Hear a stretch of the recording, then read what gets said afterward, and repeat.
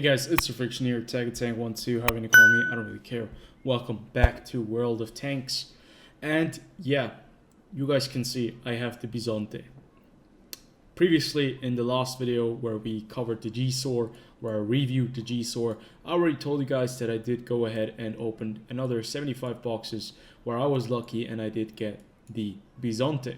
Now the Bizonte C45, this tank right here, is basically the most sought after tank, I think, in this Christmas period, because it is going to be, or it is the very first Italian heavy tank that you can play before they will be releasing the Italian heavy tank tech tree branch in January or February of 2021.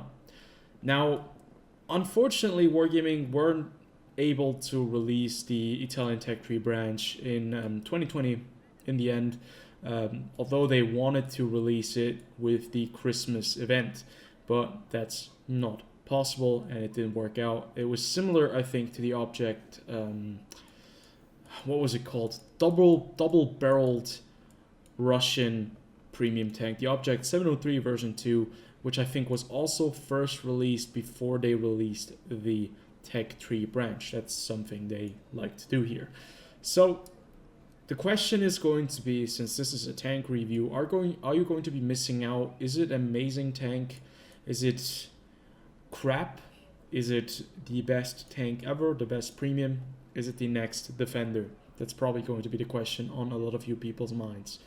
And yeah, we're going to be trying to answer this question in today's video by looking at the statistics, giving my feedback on how I played this tank, and then obviously also looking at some gameplay of this vehicle. Now, first and foremost, I wanted to wish you guys all a Merry Christmas. This should be released on the during Christmas period. I'm not going to be sure if it's going to be released on the 24th or the 25th, but I'm going to see that I release it during that time, somewhere close in that time frame, because I want to have this done and then we can move on to some other stuff that I have planned. And there's still going to be a couple of videos coming before the end of the year. So hopefully you're looking forward to them. I'm certainly looking forward to making them, because we're going to have 2 top 10 lists about things that probably a lot of you guys would be interested in. At least it's a nice little project I've set up for myself, and I want to finish it before I'm done with the year. 2020 obviously has been a very interesting year, to say the least, and I think we can all take a little bit of a break from it, especially the healthcare workers, every emergency worker out there, and the essential workers. I think, yeah, they definitely deserve a break too. So hopefully this entire COVID thing ends soon with the vaccines. Hopefully we can move on from this and we can have a bit of normality, if that is even possible. But without further ado, let's get back into the game. Let's take a look at the Bizonte C45, the Italian Tier 8 heavy auto-reloading tank. So we're going to be comparing this tank to several other vehicles, and I'm going to explain you guys the logic, how it works. We're going to have the Somoa SM because it's an auto-loading tank, so it's going to be similar to the Bizonte C45, although the Bizonte is an auto-reloader, which has the distinct feature of being able to reload shells into the magazine, while the Somoa SM can only reload an entire clip, so you have to reload a lot longer with the Somoa SM for several shots instead of the single shots that you can reload with the Bizonte C45. The Amex M449 is in the game, or at least in this comparison, because it's a very heavily armored tank, and that's where we're going to be mainly focusing on in this video, in this review. The IS-3A is going to be an obvious candidate for a comparison because it's also an auto-loading tank, but it has a bit of a different catch. It's a Soviet auto-reloader, and it does fire faster if it has less rounds in its magazine. So if you fire a lot in this tank, you actually have the best DPM. So I still don't understand why that was necessary, but whatever, we're not going to talk about that. Then the object 703 122 is going to be also quite interesting because it has similar characteristics such as being able to reload faster if you have a shot loaded in your other gun. And yeah, that's why I've picked all of these vehicles, because they're all a bit similar to the Bizonte and they can be compared, but not in a whole kind of picture. So we have to be relational, we have to check out certain things and not the entire picture on a single tank, because that's quite difficult to compare just one thing of a single vehicle.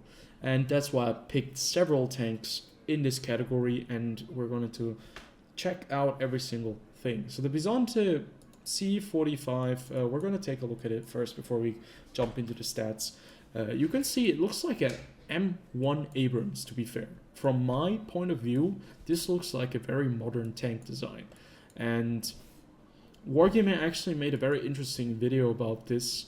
I'm not entirely sure if they ever were produced. I don't think so. Other than that, I think we would have probably heard something about it. In Italy, alongside the production and modernization of American vehicles, there was a considerable discussion around the development of the ideal tank for the future. During that discussion, Colonel Mario Zini proposed a project for a heavy tank with a low silhouette that was easy to maintain. However, no prototypes were built. So this is probably one of those vehicles that was just in blueprints available. And if you look at this tank, it has some very interesting features. First and foremost, you have some additional armor next to the turret, and this is basically spaced armor or armor plates that are added for protection of this tank, or additional protection. So I think that hollow charge objects, like let's say for example rifle grenades, RPGs, if you shoot at the tank from the side, these plates do catch them, causing them to implode or explode a bit sooner than instead of imploding or exploding on the hull or on the turret armor. Thus, the blast is not able or should not be able to go right through the turret and kill everyone inside. Then you actually have some interesting features at the front, and it looks like it is supposed to be a reactive armor. At least it resembles a bit the look of reactive armor. Reactive armor is basically if a projectile is fired at your tank and it comes into close contact with these plates explode outwards, and the projectile will get like destroyed because of the explosion, and you know the blast and the pressure kind of act against the pressure of the charge that's going through. And yeah, reactive armor is very interesting. It's a very interesting concept, and it has been around for a while now. So that's the only thing I can imagine, those plates being at the front.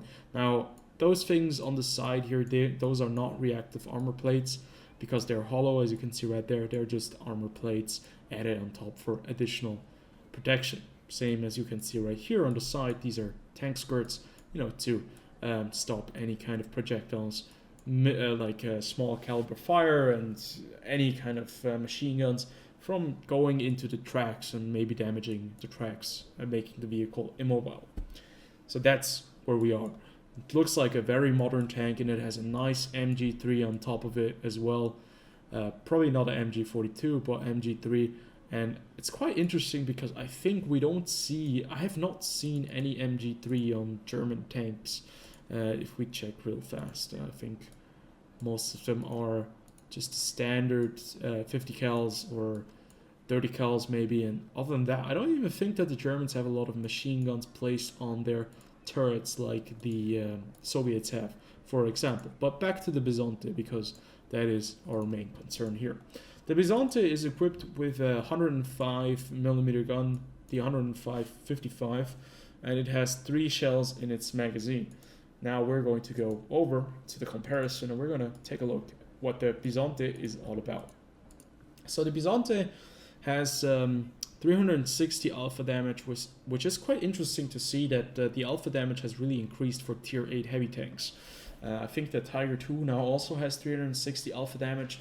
It's still not on the same level as the IS-3A or the 703-2, but at the same time you have to keep in mind that it's a 105mm gun. Now, the Somo SM and the AMX M449, they both also have 105mm, no, actually 100mm gun. So their alpha damage is a bit worse, actually 60 HP worse, which is quite interesting to see, although the caliber is just 5mm less. But doesn't really matter, we're not going to go into that. The pen on the Bizonte is actually the worst out of all. You are either equipped with AP shells or with heat shells. Now, the AP shells only have 218mm of pen, while the heat shells on this vehicle do have quite a bit of pen of 270. 270, you're going to be able to compare, you're going to be able to engage tier 10s, but have to hit the weak spots because 270 is not going to be enough to go up against maybe a mouse and just, you know, smash it somewhere. You're going to be having a bad, pretty horrible time if you do not aim with this gun. Now, the very interesting thing about this vehicle is that it is an auto-reloader. Now, we have played a couple of Italian tanks before with auto-reloading features, such as the Progetto 46, the Progetto 65, or the Standard B. All of them have the same mechanic. The difference is, though, that the mechanic is a bit different on the Bizonte C45, and that means that you have this salvo, no, it's not salvo preparation, it's actually just for the object 703, but we can take a look at the system real fast. The thing is, it's a bit confusing how they are phasing or phrasing it. So currently it is like this. You have 3 shots in your magazine, or you're reloading your gun, you load the first shell, right? You load the second shell, you load the third shell. If you have the first shell in there, there's going to be a timer that is going to start off at a certain amount of time where you're like 3 seconds before you're loading your second shell into the gun.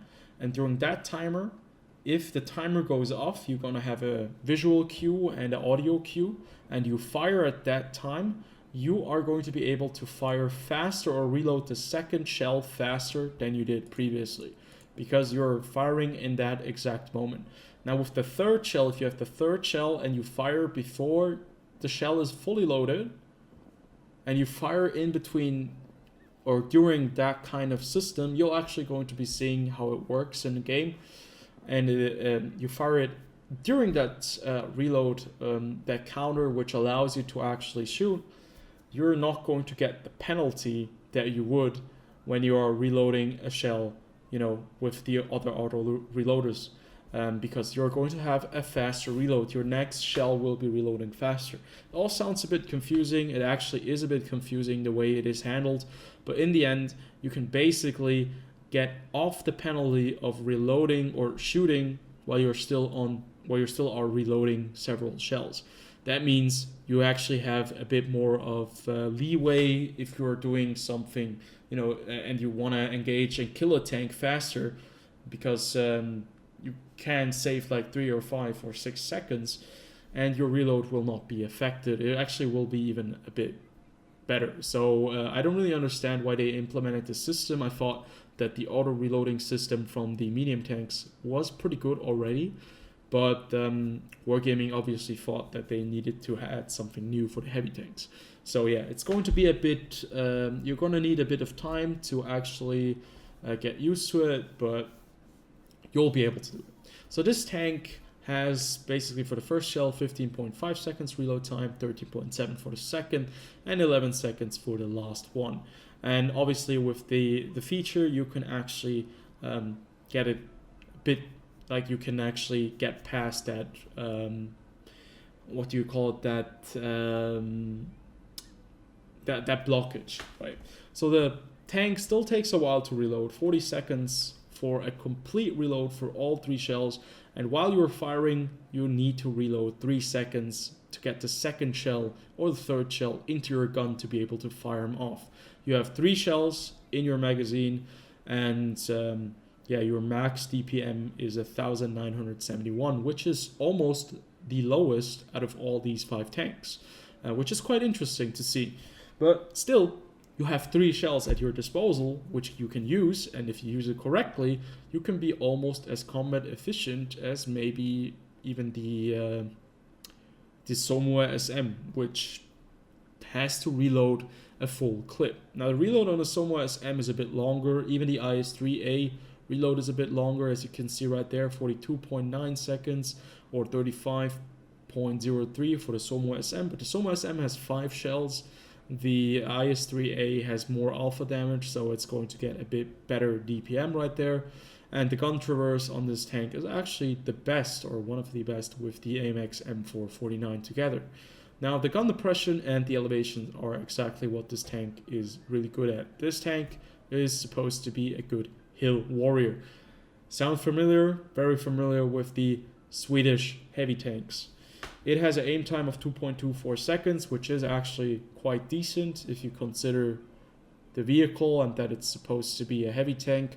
And then at the other end you have the 0.38 accuracy. It's just a bit worse than the Somo SM. I thought the Somo SM was actually more accurate, but both of these tanks are not supposed to be snipers. They're supposed to be used in mid to close quarter engagements, preferably on a hill and some kind of ridge line. Both the Somo SM and the Bizonte C45, as you can see right there.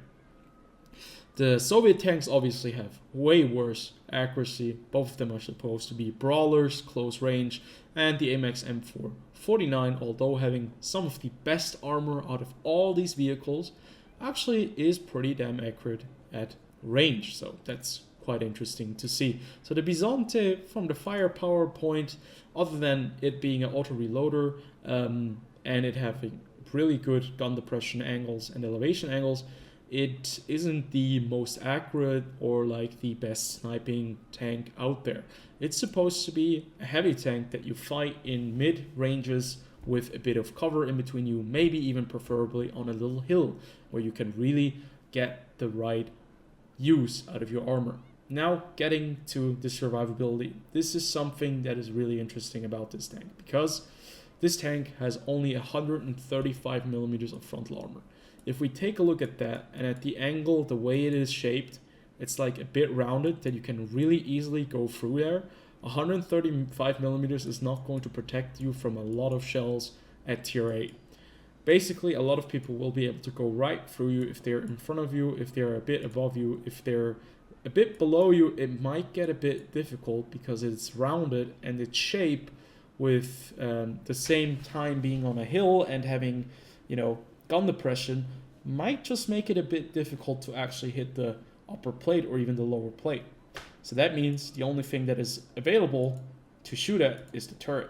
That is something that can be a bit of a problem, because the turret has 185 millimeters of armor, 80 on the side, 50 on the rear, and the hull has 75 on the side and 30 on the rear. So this tank on the ridgeline can actually be quite effective.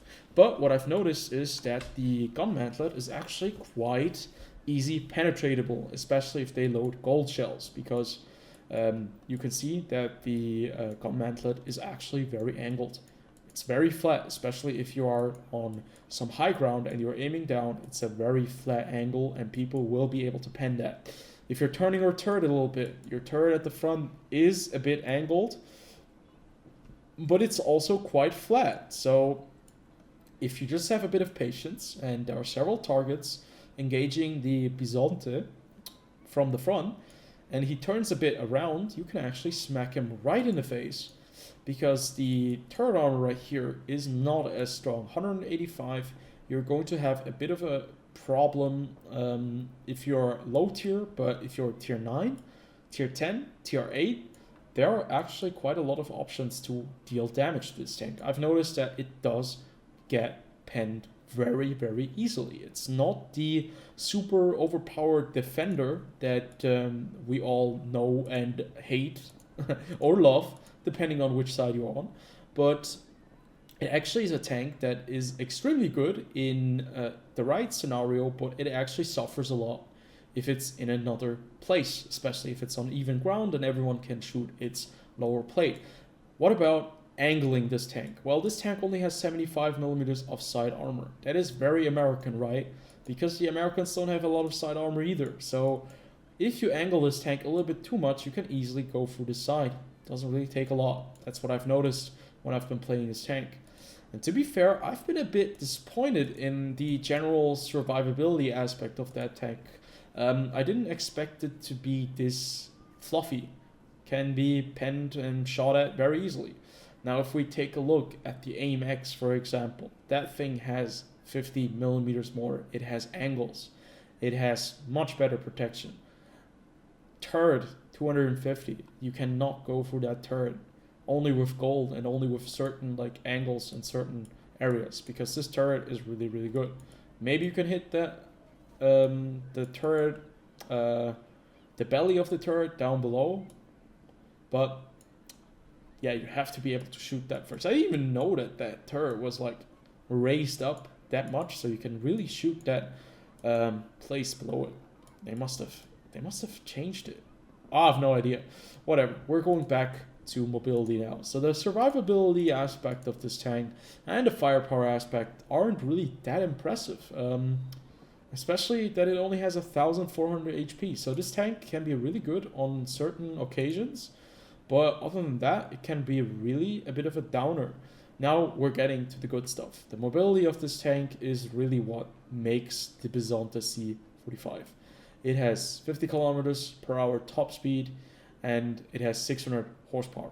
But the thing is, the 600 horsepower with the 52 tons is going to mean that your specific power to weight ratio is not that amazing.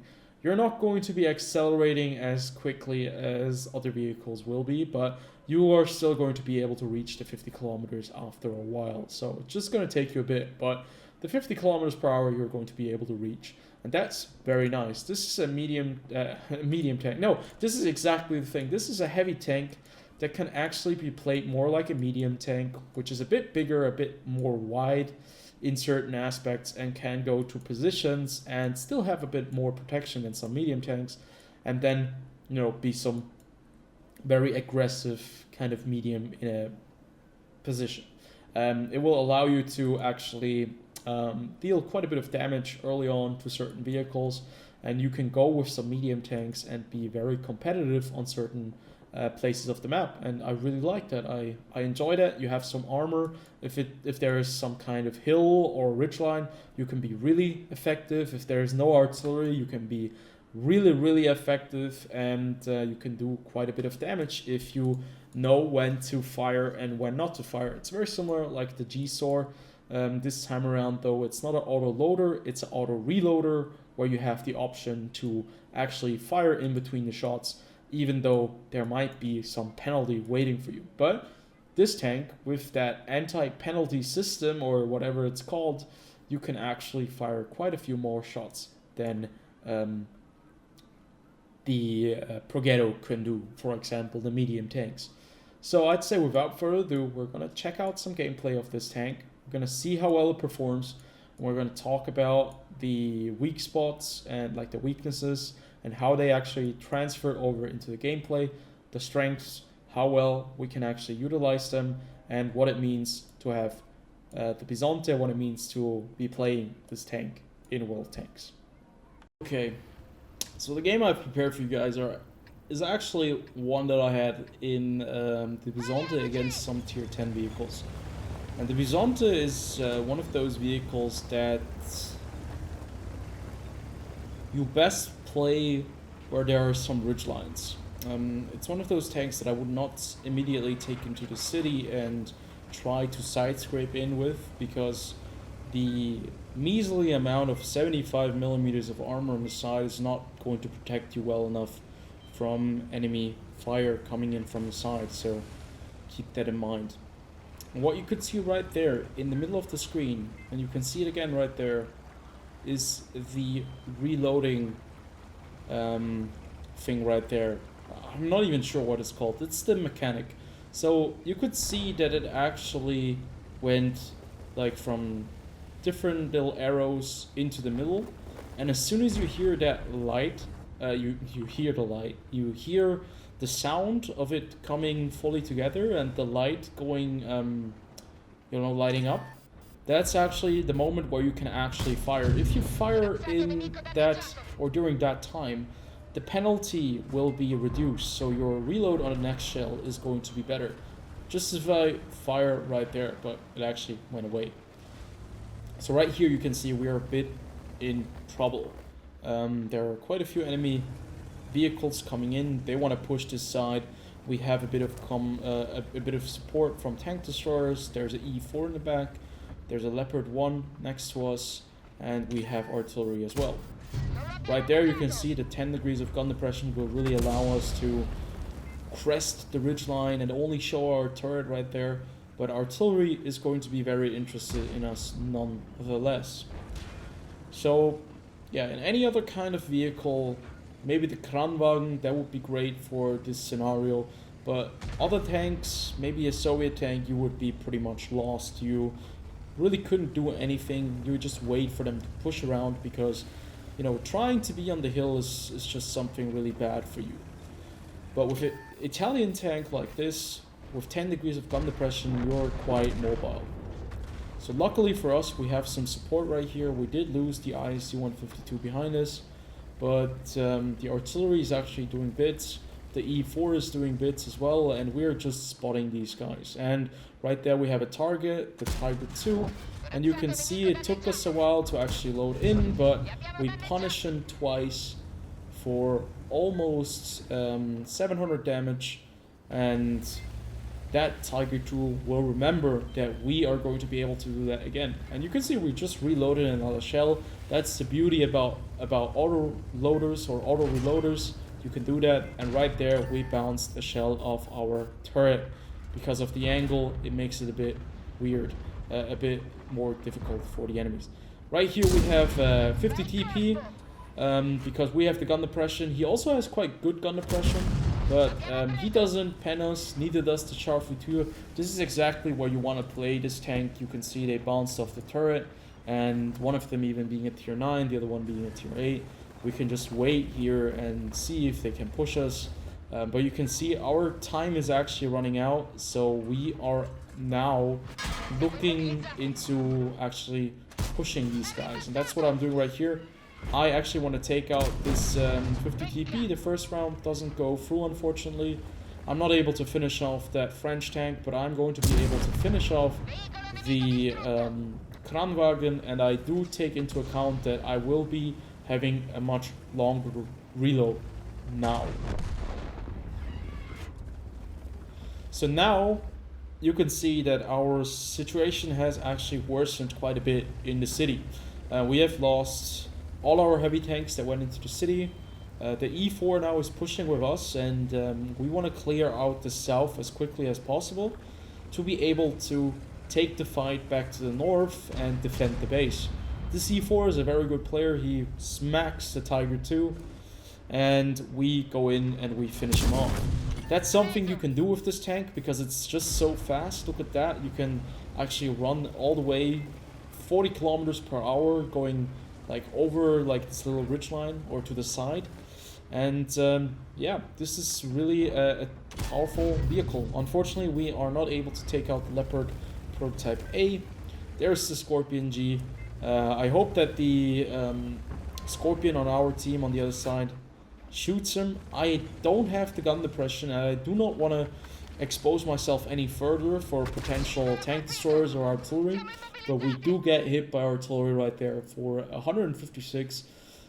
Our total damage or our total HP now at below 800, and we get hit again by the SU-130 PM.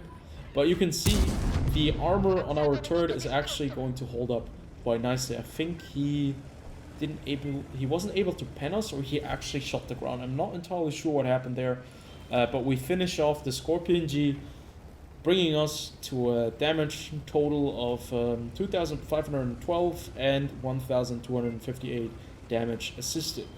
And also we blocked 1,220 shots. This is the perfect scenario for this tank. You have a lot of hills, ridgelines, and you can utilize those ridgelines to only stick your head out, and that's where this tank is really, really good. But as soon as you have to go out into some kind of scenario where you are on even ground, it is going to be quite uncomfortable to play this tank. Because your armor, your lower plate, your upper plate will not hold up, they will not be good enough, and it's basically the way that all the Italian heavy tanks are supposed to be like. So that's something you better get used to if you're playing Italians, because they do not have very good hull armor. We have 4 kills now, so we're just trying to defend. And our team actually managed to build up some kind of defense here and get a perimeter up and secure the north from all the incoming vehicles. And you can see the enemies are doing the exact thing that you should not be doing in a situation like this. They're moving in one by one, giving us easy access and enough time to take them out one by one. Our artillery is doing pretty spectacularly. The Burask is spotting for us.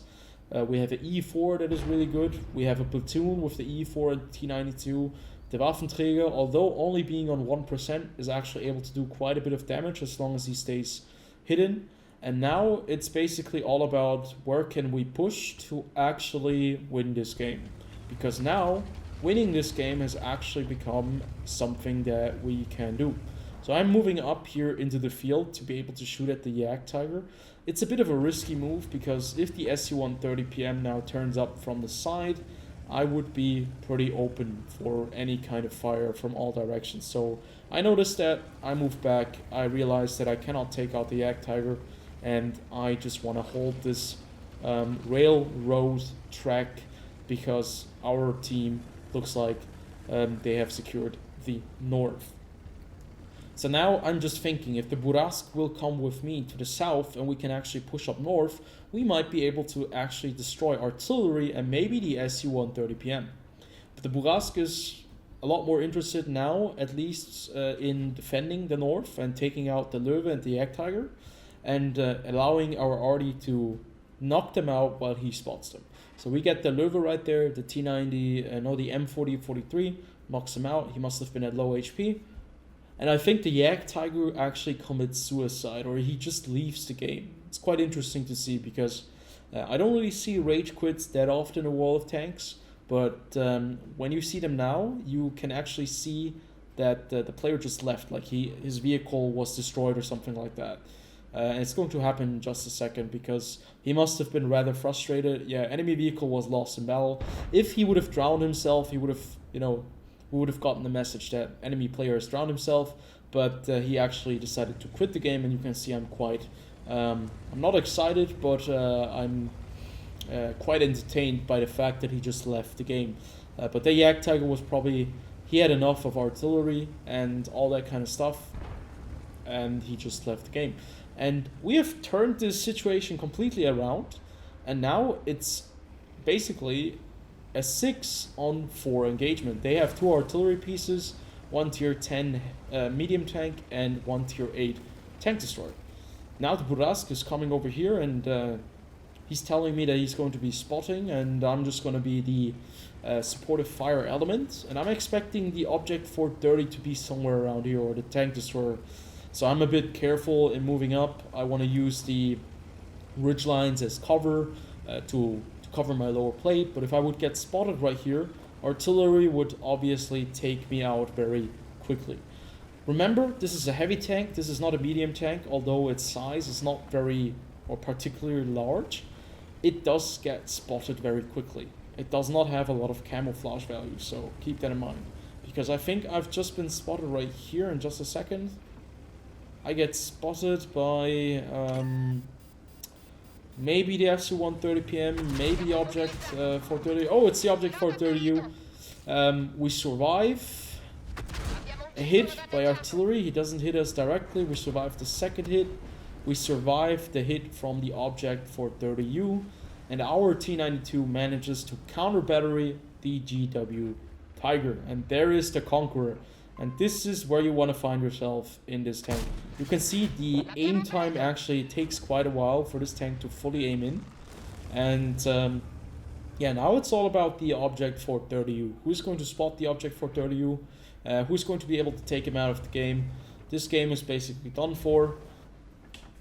We have turned this around with a very very good defensive strategy with my team, a bit of communications, and it really allowed us to use this tank to the maximum effect. But the thing is that this is a game that doesn't happen very often. I've noticed that I've been in games where I get exposed a lot more often, and that means that you have to be quite a bit careful with this tank. You cannot be very aggressive, you cannot be exposing yourself too much, because it's quite easy to actually pen this tank because of the lack of armor. So you have to play it more like a medium tank that can be really good on ridgelines, where it really can access and just be really good. But if you're engaging on like even ground, this tank will be very easily penned. So my verdict for this tank is basically, I think it's a very interesting look from Wargaming's point of view. The Italian heavy tanks are not supposed to have massive amounts of frontal armor, and I think it's a very interesting kind of way, and I really like that they are fast, that they're not slow. They're supposed to be aggressive machines that can be used to get into positions early and maybe try to, you know, stay in a hull down spot. And it can actually work out very well to your favor. You can see I bounced a couple of shots on my turret, and with the right angles, and if you can stay hull down, you can do quite a bit of damage. But it's not invincible. This tank is certainly not invincible. If you know how to shoot the tank and you have enough of caliber to actually go through the gun mantlet, you can go through it and you can actually punish this vehicle quite hard. So it's something that you have to get used to. It's a new kind of playstyle, a playstyle that seems familiar, but you don't really know all that well, because the Kranwagen, although it is quite fast, it's not the same speed as this tank. It also is, I think, from the gun handling, the Swedish tanks are better, but this tank can be quite good in the right scenario, but it can also be quite bad in the wrong scenario. So is it worth it? I think it's a unique vehicle. I think I really like it. So it was, for me, it was absolutely worth getting the boxes, and I really enjoy this tank. But that means it's once again an issue of, why are they putting tanks like this in the boxes? Why are they not just outright selling them? Because they could be just making more money if they just sold them just to the other players that do not want to gamble. And I think it's a bit of a shame, but other than that, this tank is really interesting and I really enjoy it as well. I hope you guys did enjoy. As always, comment, like, and subscribe, and I hope you guys have a Merry Christmas. I'll see you guys on the next one.